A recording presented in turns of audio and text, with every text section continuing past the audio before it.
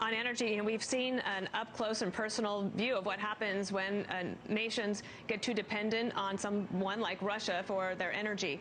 And State of the Union addresses are usually about the accomplishments so that you can get some applause and then you figure out where you want to go in the future. But some of the accomplishments that President Biden might point to are now seen by a majority of people in the country to be vulnerabilities, one on the energy front in particular.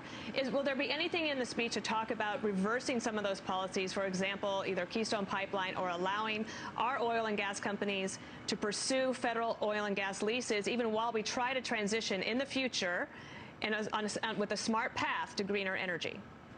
Well, I would say, Dana, the president shares the concern about any impact on gas prices, on energy prices for the American people. And that's why a range of options remain on the table. He already recently tapped into the Strategic Petroleum Reserve just last fall, which had an impact. But I would say the Keystone Pipeline.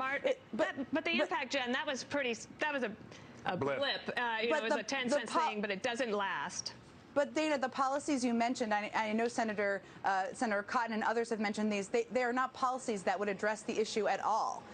This Keystone Pipeline, it would take years for that to have an impact on prices. Obviously, there are a range of reasons why the president opposes it, but it wasn't functioning, isn't functioning. It would take years. There are also 9,000 approved oil leases that oil companies are not tapping into. So, yes, we all want to take steps to address any raise in gas prices that impact the American people. But we should be very clear about what policies will help and what policies will not help. And over time, we absolutely need to reduce our dependence. And that's something you're seeing European countries take steps to do as well.